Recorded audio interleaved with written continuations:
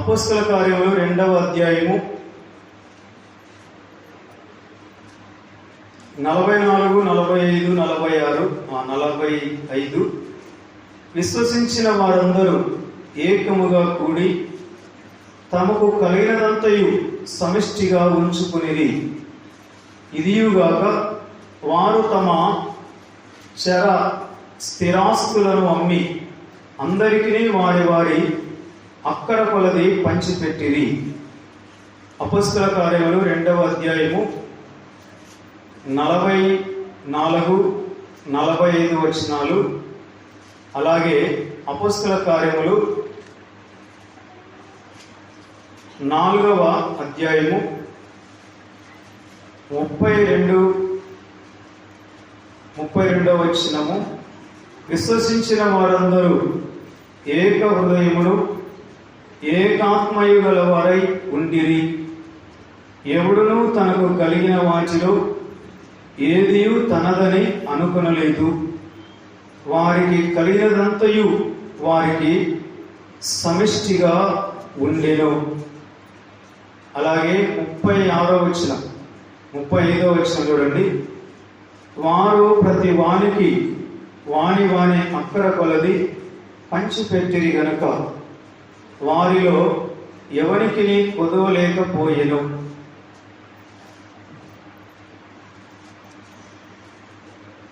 రెండవ కొరింథీ పత్రిక 8వ అధ్యాయము, 2వ కొరింథీ పత్రిక 8వ అధ్యాయము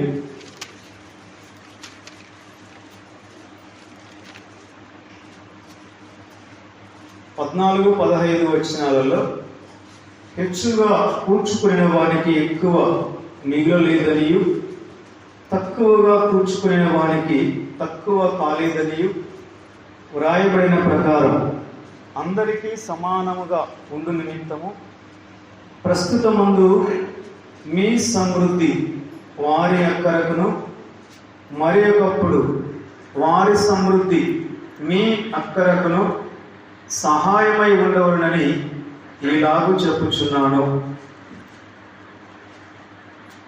ఈ 3 లేఖనాలని మనము గమనిస్తే ప్రాముఖ్యంగా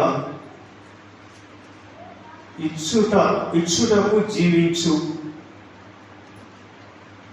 గివ్ అండ్ టేక్. అంటే ఎవరి దగ్గర సమృద్ధి ఉంటే వారు ఇవ్వడానికి జీవించాలి. ఒకరి సమృద్ధి తోటి వారికి అక్కడికి ఉపయోగపడాలి. అలాగే మరొక సమయంలో వాళ్ళ సమృద్ధి వీళ్ళ అక్కడికి ఉపయోగపడాలి. మనిషి అంటే ఇవ్వడము, తీసుకోవటం. అంటే మనం ఎప్పుడు మనమే తీసుకోకూడదు, ఒకరే ఎప్పుడు కూడా ఇవ్వకూడదు. మనం కూడా ఇచ్చేవారిగా ఉండాలి. మన దగ్గర లేనప్పుడు ఉన్నవారు ఇవ్వాలి. వాళ్ళ దగ్గర లేనప్పుడు మన దగ్గర ఉంచి మనము ఇవ్వాలి. ఇది క్రిస్టియన్ లా, క్రైస్తవ సూత్రం. ఇది ప్రస్తుతమందు మీ సమృద్ధి వారి అక్కరకును, మరి ఒకప్పుడు వారి సమృద్ధి మీ అక్కరకును సహాయమై ఉండవలనని ఈలాగు చెప్పుచున్నాను. హెచ్చుగా కూర్చుకునే వారికి ఎక్కువ మిగలలేదు, తక్కువగా కూర్చుకునే వారికి తక్కువ కాలేదు. చప్పట్లు కొట్టండి మా. హల్లెలూయా. యేసు ప్రభు పరిపూర్ణమైన సందేశం ఏంటంటే ఇవ్వడం. తీసుకోవడం అంటే ఎన్ని రోజులైనా ఒకే వ్యక్తి దగ్గర నుండి మనం తీసుకోవడం కాదు, అలాగే లేనప్పుడు వాళ్ళ దగ్గర ఇప్పించి తీసుకొని, ఉన్నప్పుడు దాచుకొని నా దగ్గర ఏమి లేదని మోసగించకూడదు. ఈ లోకంలో ప్రతి ఒక్కరికి ఎప్పటికీ సమృద్ధి ఒకే వ్యక్తికి ఉండదు. ప్రతి ఒక్కరికి అక్కర అనేది అది ఏదైనా, కేవలం డబ్బులే కాదు, ఏదైనా అవసరం వస్తుంది. ఎవరైనా ఎంత విలువలేని వ్యక్తి అయినా అవసరం వస్తాడు.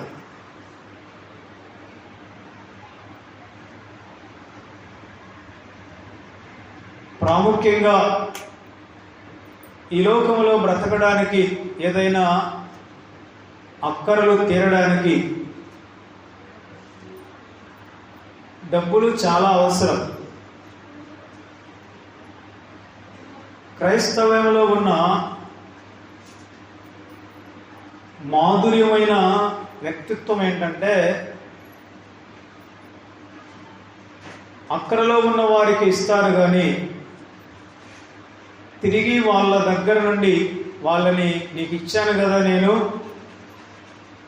నాకు ఇవ్వు అని వాళ్ళని నిలదీయరు. మీరు ఈ సూత్రాన్ని కనుక పాటిస్తే మీ తరతరాలకి మీరు ఇప్పుడే ఇన్సూరెన్స్ కట్టినట్టుగా, లక్షల కొలది ఇన్సూరెన్స్ కట్టినట్టుగా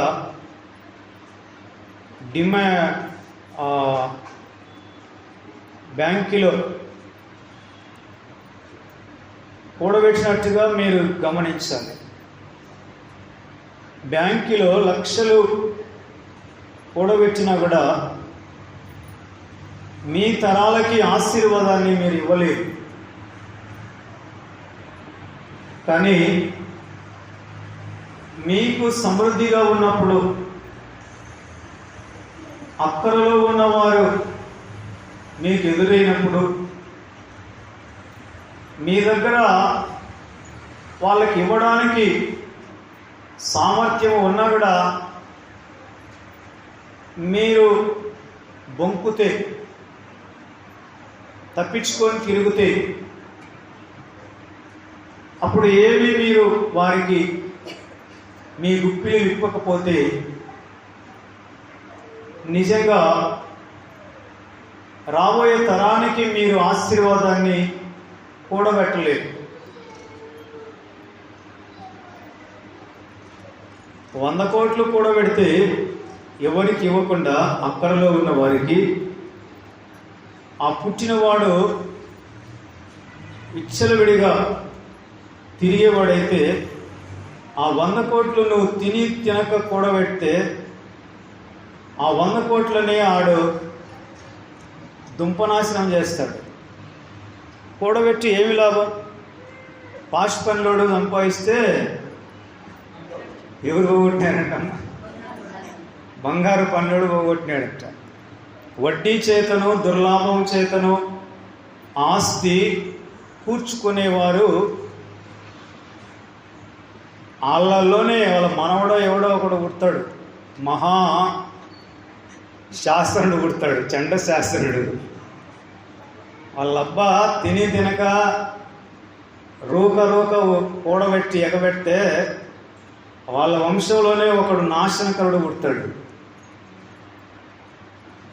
ఆ ముసలాయన ఎంతోమంది అక్కరలో అయ్యా అయ్యా అయ్యా కన్నీరు కాడ్చినా కూడా వాళ్ళకి గుప్పిలు విప్పకుండా ఎగబెట్టింటాడు, దాచిపెట్టింటాడు. పేదోళ్ళ కష్టం అంతా కూడా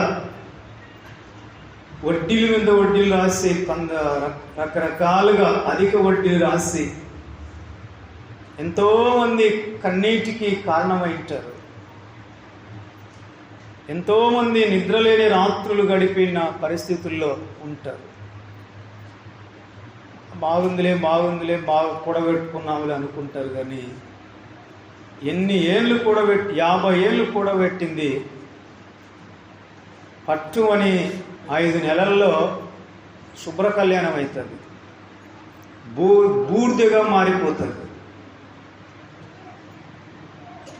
కానీ కనబడే మనిషికి ముందు మనుషులుగా మనం ఏం చేయాలంటే,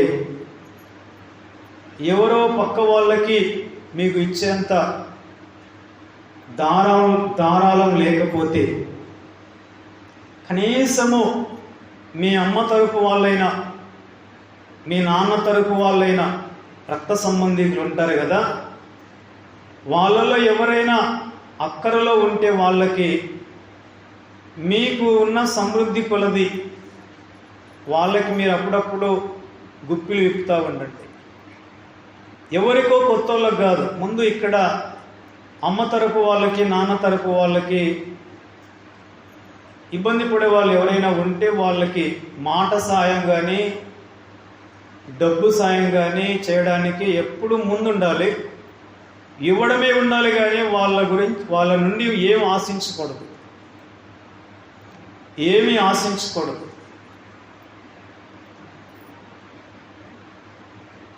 ఆ తర్వాత ఆ అలవాటు అదే పనిగా కొనసాగించినప్పుడు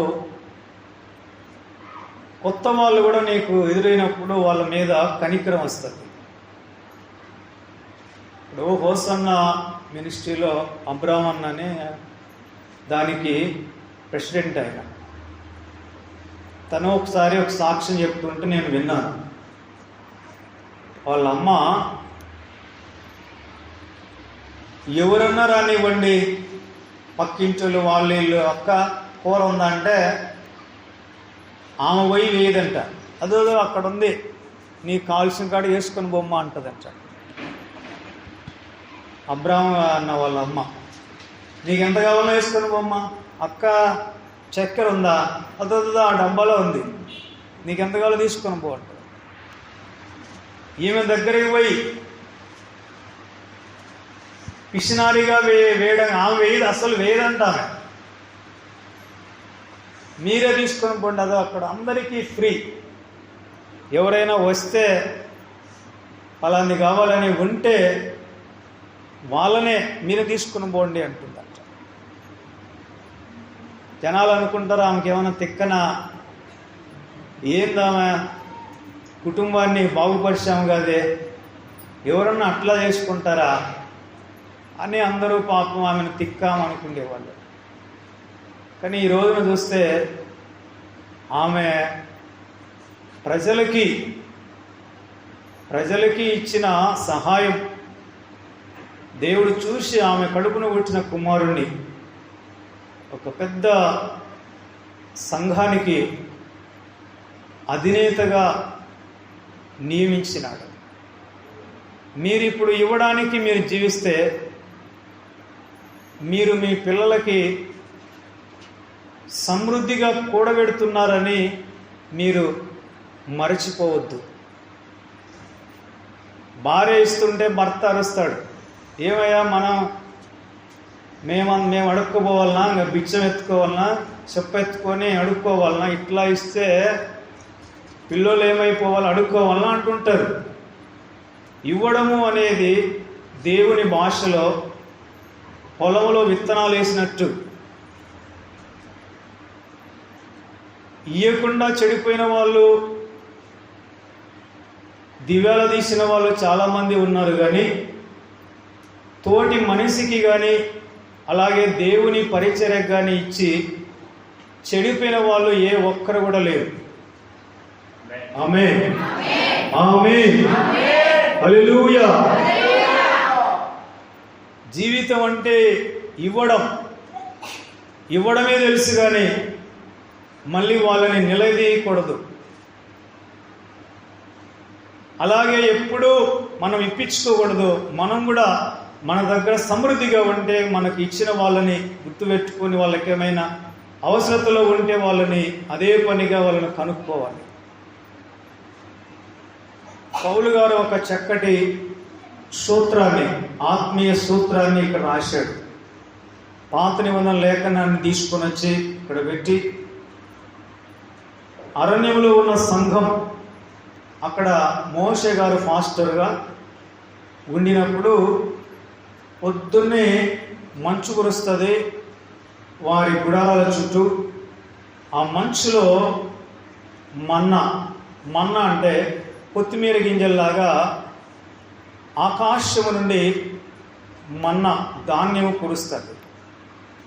ఆ మంచులో ధాన్యము కురిసినప్పుడు ఎవరికి కావలసిన అంతవరకు వాళ్ళందరూ కూడబెట్టుకుంటారు, గంపలకు ఎత్తుకుంటారు ఆ ధాన్యం అంతా. దాన్ని తీసుకొని వెళ్ళి ఆ మన్నాని కొత్తిమీర గింజ వలె ఉంటుంది, భలే టేస్ట్ ఉంటుందంట. దాన్ని దేవదూతల ఆహారం అని కీర్తనాకారుడు అన్నాడు. ఆకాశం నుండి ధాన్యము కురిసింది వాళ్ళకి. అయితే కొంతమంది ఎక్కువగా కూడబెట్టుకున్నారు. దాని యొక్క ప్రత్యేకమైన గుణం ఏంటంటే, ఈరోజు కూడబెట్టుకున్నది ఈరోజే తినాలి. రేపటికి కురుస్తుందో కురవదో మనం ఇబ్బంది పడతామని అనుకొని రాత్రి ఎగబెట్టుకుంటే పొద్దున తినాలంటే పులిసిపోయి ఉంటుంది. పులిసిపోయి ఉంటుంది. విశ్వాసం లేని వాళ్ళు అనుమానపు కోతులు ఏం చేస్తారంటే, రేపు పొద్దునకి ఉంటుందో ఉండదో, కురుస్తుందో కురవదో అని ఎగబెట్టుకుంటే పొద్దున చూస్తే వాసన వస్తుంది, కుళ్ళిపోయి ఉంటుంది. ఎందుకమ్మా అలా ఎగబెట్టుకుంటారు? దేవుడు ఏమన్నా మాట ఇచ్చి తప్పుతాడా?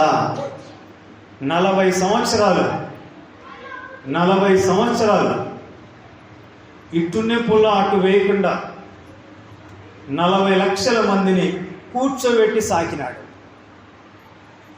హల్లెలూయా, హల్లెలూయా. వాళ్ళేమి ఫీజు కట్టాల్సిన అవసరంలే, మెస్సు బిల్లు కట్టాల్సిన అవసరంలే, నీళ్ళ బిల్లు కట్టాల్సిన అవసరంలే, పాల బిల్లు అవసరంలే, ఏ బిల్లు అవసరంలే, కరెంటు బిల్లు అవసరమే లే. ఏమి పైసా చెల్లించకుండానే అన్ని ఉచితం పథకాలే. దేవుని స్తోత్రం. 40 సంవత్సరాలు వాళ్ళని పోషించినాడు. ఆహారం తిని వాళ్ళకి ఏమైనా రోగాలు వచ్చినాయా? మొఖాల్లో వచ్చాయా? కాళ్ళు వచ్చాయా? ఏమి వాపులు రాలే. అందరూ క్రొవ్విన దూడల వలె గంతులు వేస్తున్నారు. ఎవరికి బీపీ లేదు, ఎవరికి షుగర్ లేదు, ఎవరి కిడ్నీలు పాడైపోలేదు, ఎవరికి ఒంటి మీద బట్టలు మాసిపోలేదు, ఎవరి కాళ్ళకి చెప్పులు తెగిపోలేదు. ఎప్పుడు చూసినా కొత్త చెప్పులే, కొత్త బట్టలే. ఎవరు దివ్యాల తీయలేదు. ఏమంటే వారు దేవుని ఆహారాన్ని తింటున్నారు. మోషే వాళ్ళని ఎందుకు మీరు రేపొద్దున వరకు కూడబెట్టుకుంటున్నారు దాన్ని అని మోషే వాళ్ళని హెచ్చరించేవాడు. ఈ రోజున కూడా ప్రియమైన సహోదరులారా, రాబోయే తరాలకి, మీ పిల్లలకి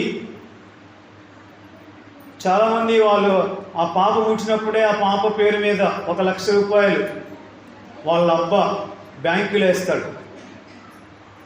రేపు ఎట్లా ఉంటుందో ఏమో, పాప పుట్టింది కదా అని ఆ పాప పుట్టంగానే 1 లక్ష రూపాయలు బ్యాంకులో ఆ పాప పేరు మీద నిల్వ చేస్తాడు. ఒకవేళ ఆ 1 లక్ష రూపాయలు ఆ పాప పెద్ద అయ్యేసరికి 10 కోట్లు కానివ్వండి, కానీ ఆ పాప 10 కోట్లు నిలబెట్టుకునే స్థితి ఉంటుందో ఉండదో ఎవరు చెప్పలేరు. అదే 1 లక్ష రూపాయలు ఎవరికైనా లేని వాళ్ళకి, లేని 4 ఆడపిల్లలు ఉంటారు, పెళ్ళిళ్ళు కాక అల్లాడిపోతుంటారు డబ్బులు లేక, దగ్గరుండి అమ్మా ఇదో ఈ డబ్బులు తీసుకుని 1 లక్ష రూపాయలు మీ అమ్మాయికి పెళ్లి చేసుకోండి అమ్మా అని వాళ్ళకి ఇస్తే, రేపు మీ మనవరాలకి నువ్వు 100 కోట్లు కూడబెడుతున్నావని అర్థం. హల్లెలూయా, హల్లెలూయా. ప్రియమైన సహోదరులారా, ఆత్మీయ సూత్రం ఇది. హెచ్చుగా కూర్చుకుని వారికి ఎక్కువ మిగలదు, తక్కువగా కూర్చుకునే వారికి తక్కువ కాదు, తక్కువ కాదు, తక్కువ కాదు. ప్రతి ఒక్కరు కూడా అక్కరగా ఉన్న వాళ్ళకి ఇవ్వాలి, సమృద్ధి ఉన్న వాళ్ళు అక్కరగా ఉన్న వాళ్ళకి ఇవ్వాలి. అలాగే ఎప్పుడూ మనము ఇతరులతో ఇప్పించుకోకుండా మనం కూడా ఇచ్చిపుచ్చుకునే ఈ 2 వ్యవస్థలు మనలో ఉండాలి. ఏ వ్యవస్థలుమా? ఇచ్చిపుచ్చుకోవడం, ఇవ్వడం, తీసుకోవడం, ఇవ్వడం. నిజంగా ఇతరులకి మనం ఇచ్చినప్పుడు వారి నుండి మనం ఏం ఆశించకపోతే, వాళ్ళు మనకి ఏమి ఇవ్వలేని స్థితిలో ఉన్న, మామూలుగా ఒక మనిషికి ఏదైనా సహాయం చేయాలంటే తను ముందుగా ఆ వ్యక్తి నాకు తిరిగి ఏ విధంగా ఉపయోగపడతాడో, నాకు తిరిగి ఇవ్వగలడా, ఇచ్చేంత స్తోమత అతనికి ఉందా అని మనిషి ఉన్న వ్యక్తి, సమృద్ధిగా ఉన్న వ్యక్తి, లోకములో ఉన్న మనుష్యులు వాళ్ళని ముందుగానే విచారం చేస్తారు, ఆరా తీస్తారు. లేదా అతను తిరిగి ఇవ్వలేడు అంటే, అతను ఇవ్వకపోతే నాకేం లాభం, కాబట్టి నేను తప్పించుకుంటానని జంప్ అవుతాడు. అంటే నువ్వు ఇచ్చి నువ్వు ఇబ్బందుల పాలు కావాలని ఎదుటి వారికి ఇవ్వమని కాదు. నువ్వు అతనికి ఇచ్చినా కూడా నీకేమీ నష్టము కాదు అని ఆ పరిస్థితి నీకున్నప్పుడు, ఆ సమృద్ధి నీకున్నప్పుడు తప్పకుండా ఇవ్వాలి. ఆమేన్, ఆమేన్. ప్రార్థనా కాలమున యోహాను, పేతురు వీళ్ళిద్దరు కూడా దేవాలయానికి ఎక్కి వెళుచున్నారు. పుట్టినది మొదలుకొని కుంటివాడు ఆ దేవాలయపు మెట్ల మీద కూర్చొని ప్రతిరోజు అతన్ని తీసుకుని వచ్చి అక్కడ పెడతారు. ప్రార్థనకి వెళ్ళే వాళ్ళందరినీ అతను డబ్బులు అడుక్కుంటూ ఉంటాడు. 40 ఏళ్ళుగా ఆ కుంటివాడి డ్యూటీ అది. ఇదే నా జీవితం అనుకున్నాడు.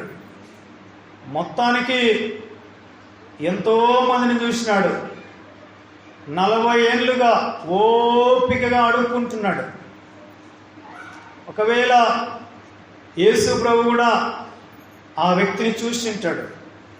కానీ యేసు ప్రభు అనుకుని ఉంటాడు, నేను కాదు, తర్వాత నా శిష్యుడు వస్తాడు, అప్పుడు నువ్వు లేచి నడుస్తావులే, నీకు సమయం ఉందిలే అనుకొని ప్రభు ఉనింటాడు. పేతురు గారు, యోహాను గారు అక్కడికి వెళ్ళేటప్పుడు వీళ్ళిద్దరిని ఎగదిగా చూశాడు.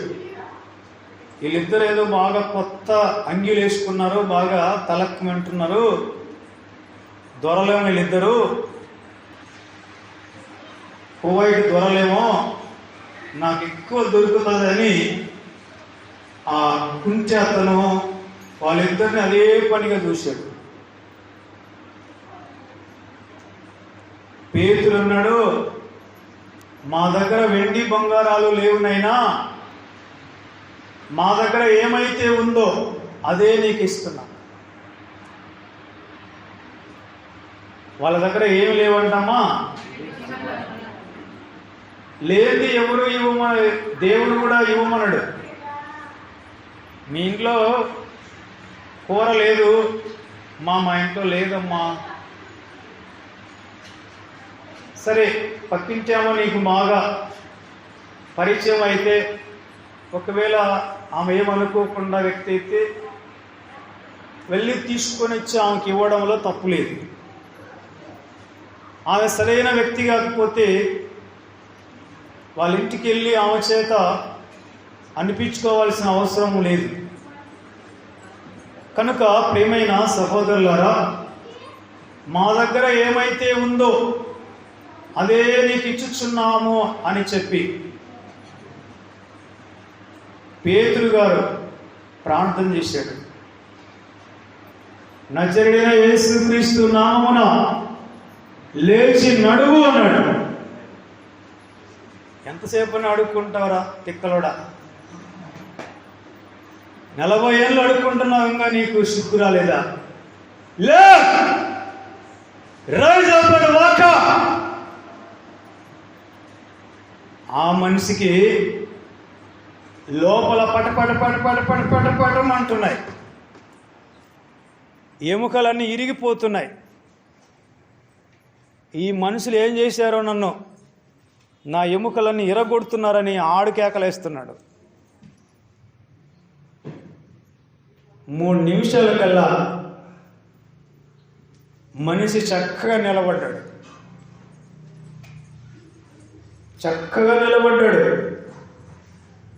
ఎప్పుడు చక్కగా నిలబడినాడు కాదు,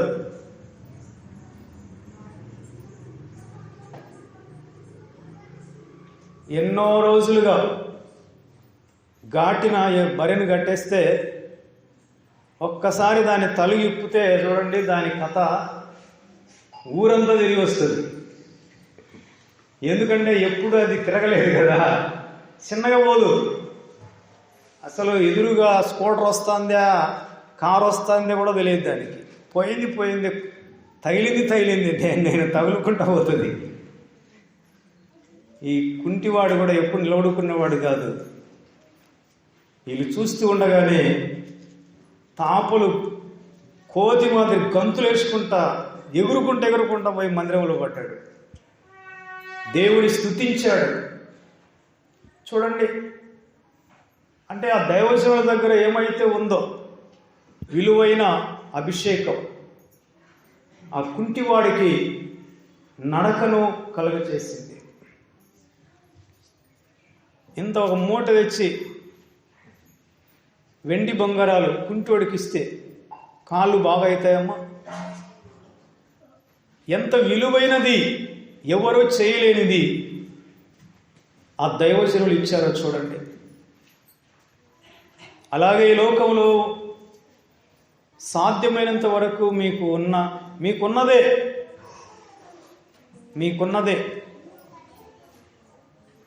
ఇతరులకు ఇవ్వడంలో మీకేమీ ఇబ్బంది ఉండదు. అంటే మీరు ఇవ్వడానికి ఎప్పుడు మనసు సిద్ధపరచుకుంటూ ఉండాలి. దేవునికి స్తోత్రం, హల్లెలూయా. పిల్లల కోసం ఎల్ఐసీలు పాలసీలు అవి ఇవి కడుతుంటారు కొంతమంది. వాళ్ళకి విశ్వాసం తక్కువ. విశ్వాసం ఉన్న వాళ్ళు ఎక్కడ పాలసీ కడతారంటే, తోటి మనిషి అక్కరలో ఉంటే ఆ మనిషికి ఆసరాగా నిలబడతారు. మా నాన్న వాళ్ళు పెద్దగా ధారాళమైన మనుషులు కాకపోయినా ఎవరన్నా లేని వాళ్ళు వచ్చి, అయ్యా పాప పెళ్ళి పెట్టుకున్నాం, ఇంకా మాకు ఎక్కడ దిక్కు తెలియదు, మీరే ఎలాగైనా ఆ బట్టలు కానీ ఆ బంగారు కానీ మీరు ఇప్పియాలయ్యా చెప్పాలంటే, సరేలే అట్లా తిరిగి వాళ్ళతో తిరిగి ఇప్పించుకునే కాగితం రాపించుకుంటారు. కానీ చాలామంది వాళ్ళ పెళ్ళిళ్ళు వాళ్ళ అవసరాలు తీరిపోయిన తర్వాత మా నాన్నకి ₹1 ఇవ్వలేదని వాళ్ళనేమి పోయి నిలదీడు. ఏం రా నాయన ఇస్తావా, ఇస్తాలే అంటాడు. వాళ్ళు చనిపోయినారు, మా నాయన వెళ్ళిపోయినాడు. ఇప్పుడు కాగితాలు ఏమో బాండ్ కాగితాలు అట్లే ఉన్నాయి బీరువాలో. కానీ చూడండి, అట్లా ఇతరులు ఏదో ఒక రకంగా వాళ్ళు ఇవ్వకపోయినా చాలామంది నిలదీస్తారు కదా, వాళ్ళని నానాకు మాటలు అంటారు, అందరిలో అవమానం చేస్తారు. ఆ అవమానం తట్టుకోలేక చాలామంది ఆత్మహత్య చేసుకున్న వాళ్ళు చాలామంది ఉంటారు. కానీ మా నాన్న అలా ఇవ్వకపోయినా సరేలే ఏం చేస్తాం అని సైలెంట్ అయిపోతాడు. కానీ ఈ రోజున మన పెద్దోళ్ళు అక్కరలో ఉన్న వారికి సహాయం చేయటాన్ని బట్టి పిల్లలుగా మనం కూడా నెమ్మదిగా ప్రశాంతంగా ఉన్నాం. రేపు మన పిల్లలు బాగుండాలంటే దేవుడు మనకిచ్చిన సమృద్ధిలో అక్కరలో ఉన్న వారికి తప్పకుండా వాళ్ళకి సహాయం చేయాలి. మాట కానీ ఏదైనా కానీ. నిజంగా నేను మనుషులకు మేలుకరంగా,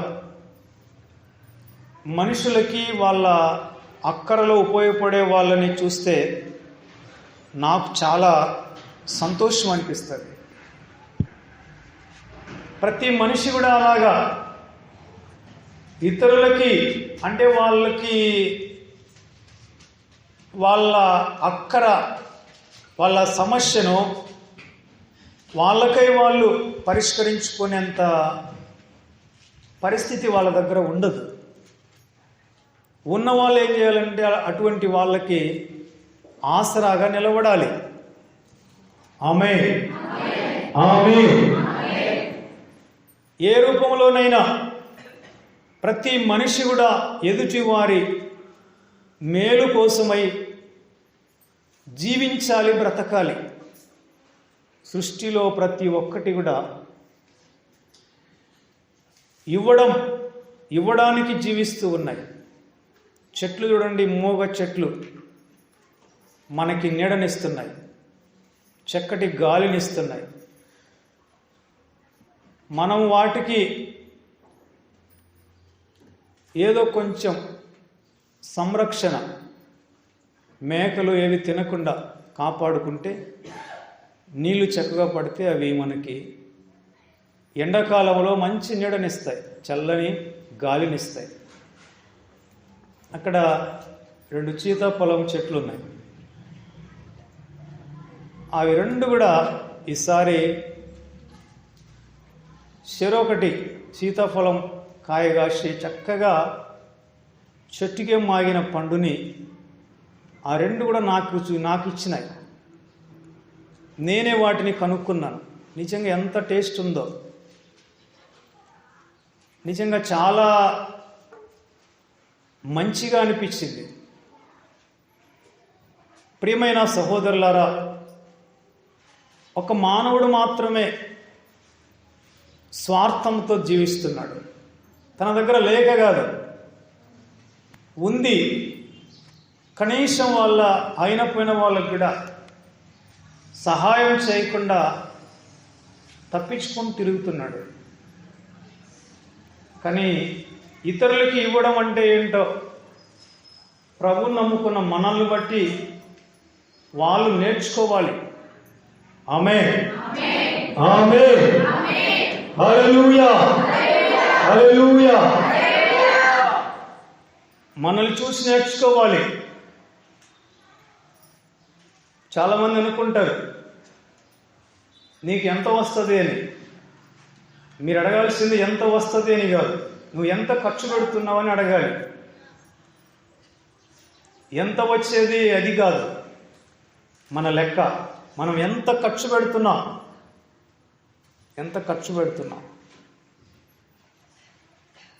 బయటి వాళ్ళకి అర్థం కాదు. కానీ నువ్వు ఎప్పుడైనా ఇతరులకి సహాయం చేసే వ్యక్తి అయితే నీకు అర్థమవుతుంది. అలాగే ఈ సమయంలో ఒక మంచి మాట ఏంటంటే, ఎవరిని కూడా ఎప్పుడు కూడా నీకేం చేత కాదు, నువ్వు ఎలా బ్రతుకుతావని అనకూడదు.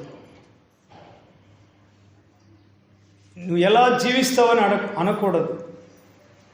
ఒకవేళ నీకు అలా మాట వస్తే, నీకు తెలుసు కదా బ్రతకలేడని, నువ్వే వాళ్ళకి, నీకు ఆ బాధ ఉన్నప్పుడు వాళ్ళకి సహాయం చేయి. ఆ మాట వలన ఎలా బ్రతుకుతావని అనడం వలన ఆ మనిషికి ఏం ప్రయోజనం ఉంటుంది? ఏం ప్రయోజనం ఉండదు. కనుక ప్రియమైన సహోదరులారా, ఒక వ్యక్తిని చేతనైతే వాళ్ళకి సహాయం చేయాలి, చేత కాకపోతే సైలెంట్గా ఉండాలి. అంతేగాని నీకు ఎంత వస్తుంది, ఎలా జీవిస్తావు, ఎలా నీకెట్లా వస్తుంది అంటుంటారు కొంతమంది. ఒక ఆమెకు ఆటో సత్రం నుండి ఊరి దగ్గరికి 5 రూపాయలు పెట్టాను. ఆమె మా బంధువులు. ఆమె ఇంటికి పోయిన తర్వాత, ఇదిగో నాయన 5 రూపాయలు అన్నది. ఎందుకు అన్నాను. నీకెట్లా వస్తుంది, తీసుకోను. ఈమె 5 రూపాయలు ఇస్తానే నేను పెద్దోడిని అయిపోతాను. లోకంలో మనుషులు ఒక సిద్ధాంతం ఉంది, వాళ్ళు ఎవరికి ఇవ్వరు, అలాగే ఎవరి దగ్గర తీసుకోరు. వీళ్ళ వలన ఎవరికి ప్రయోజనకరం? ఇలాంటి వాళ్ళ వలన సమాజానికి ఏం మేలు జరగదు. మాకెవరు ఇవ్వద్దు, మేము ఎవరి దగ్గర తీసుకో. ఒకటి బాగుంది, ఒకటి బాగలేదు. ఏంది బాగలేదంటే, మాకు ఎవరు ఇవ్వద్దు, మేము ఎవరి దగ్గర తీసుకో. మీకెవరు ఇవ్వద్దు, బాగా ఉంది. కానీ మీరు వాళ్ళకి ఇవ్వాలి కదా, మీరు తీసుకోవద్దులే. కానీ మీరు వాళ్ళకి ఇవ్వాలి కదా.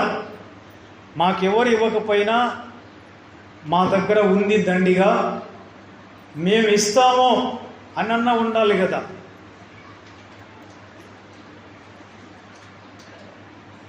ఇచ్చే బుద్ధి, ఇచ్చే మనస్సు ఉండాలి. వాళ్ళేం మాకు ఇవ్వాల్సిన అవసరం లేదు, ఇది లేకపోయినా పర్వాలేదు, నువ్వు వాళ్ళ నుండి తీసుకోకపోయినా నువ్వు ఇచ్చే మనస్సు అయినా ఉండాలి.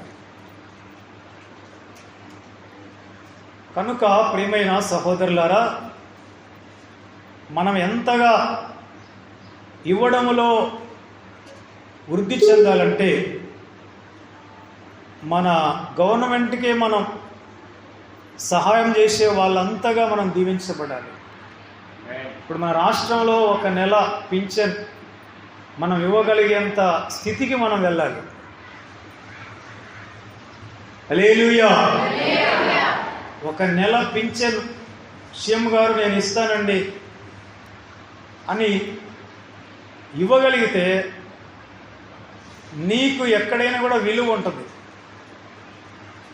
మనం ఇవ్వడంలో మనకంటూ ఒక హద్దు అనేది ఉండకూడదు.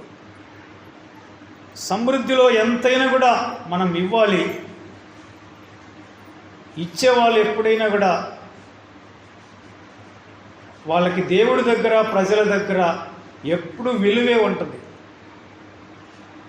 నేను ఎప్పుడు అంటుంటాను, నా వలన ఎవరికి మేలు జరగనప్పుడు నేను ఈ లోకంలో ఉండడానికి అర్హుణ్ణి కాదు అంటాను. నేను ఏ రోజైతే నేను నా స్వార్థాన్ని, ఇతరులకి మేలుకరంగా లేనో, నా స్వార్థం కోసం బ్రతికానో, ఆ రోజున ఈ భూమి మీద నేను ఉండడానికి అర్హుణ్ణి కాదు అని నేను ఎప్పుడు చెబుతుంటాను.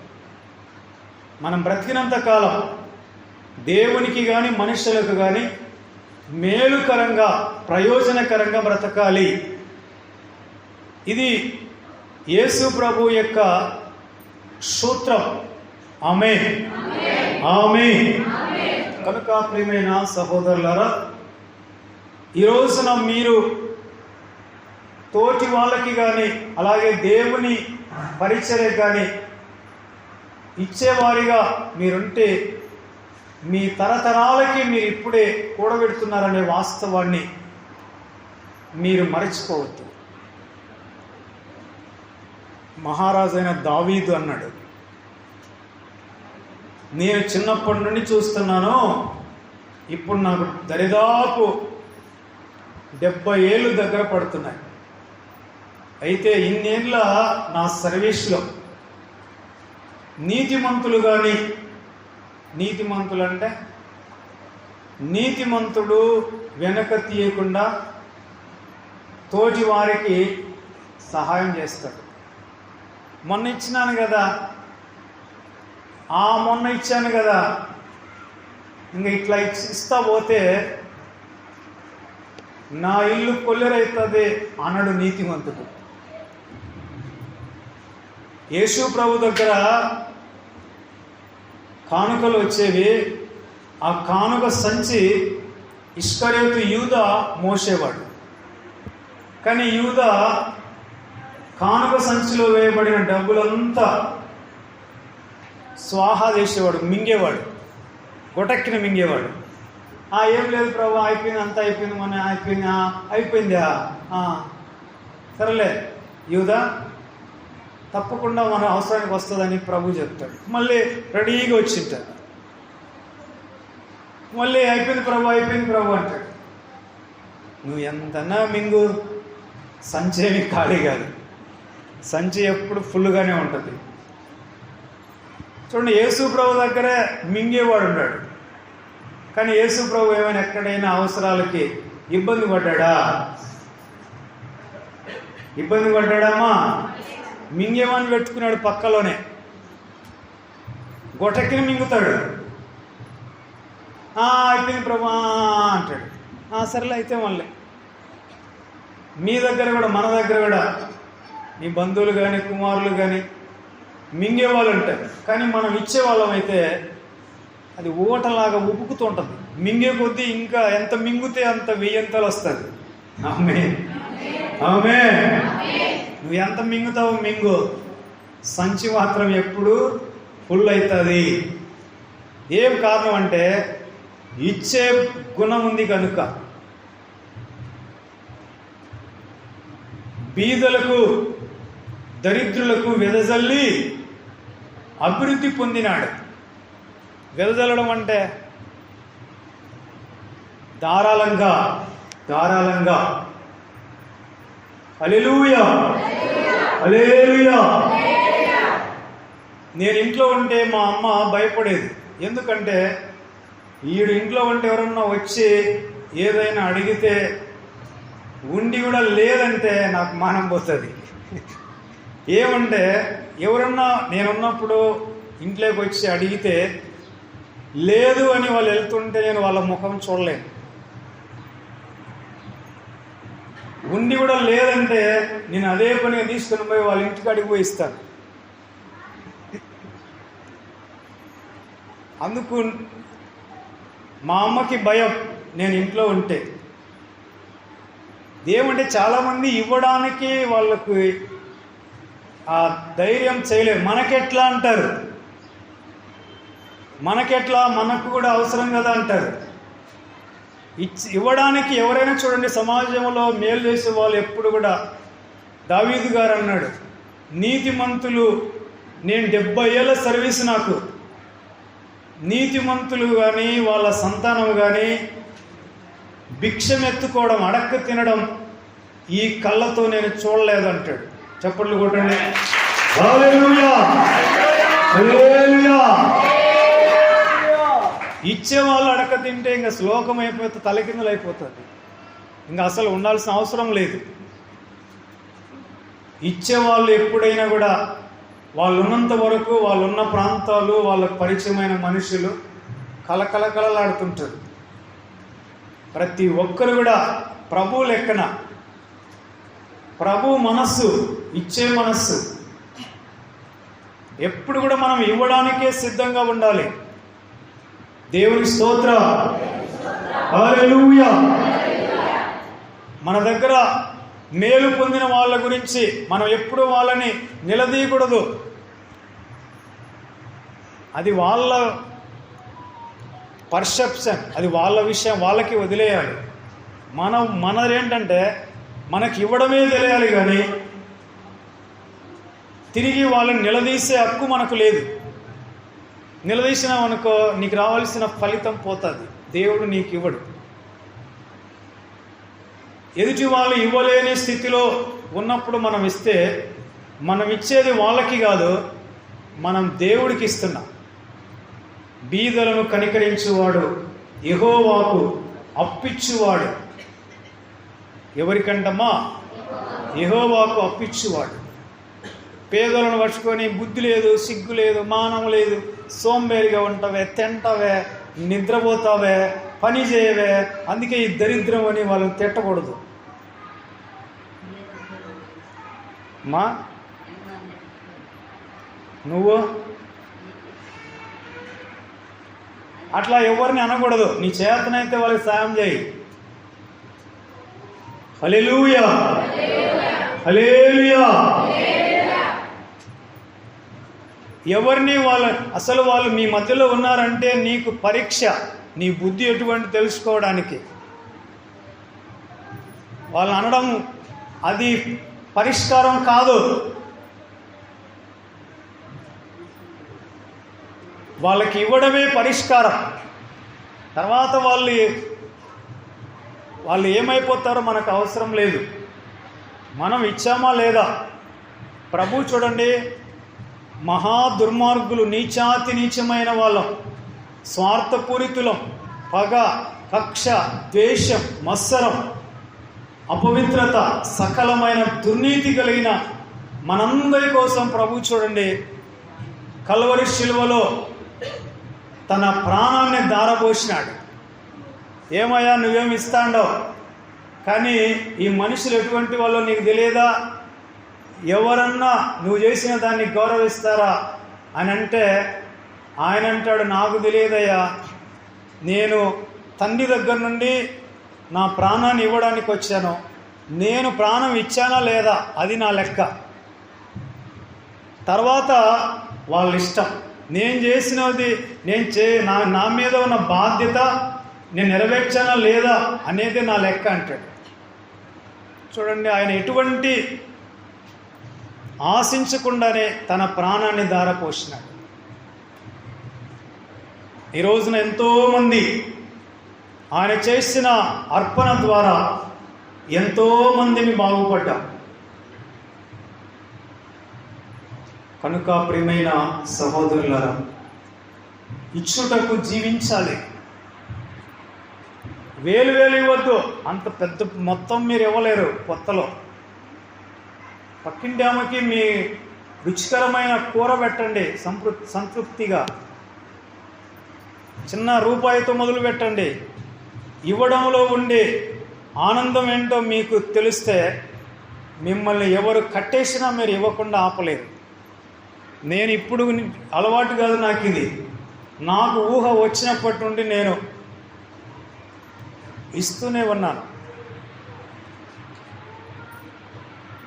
ఒక 20 బిస్కెట్లు తెచ్చుకొని 5 మంది పిల్లలని అందరం కలిసి తినేవాళ్ళం. చిన్న దాంట్లోనే ఇవ్వడం ప్రారంభమైంది. ఈ రోజున ఎంత ఉంటే అవసరం ఎంతైతే అంత ఇవ్వడంలో, సమృద్ధిలో ఇవ్వడంలో ఎటువంటి ఆక్షేపణ ఉండదు. దేవుని స్తోత్రం. ఇది సొంత మనస్సు కాదు, కానీ ప్రభు యొక్క మనస్సు.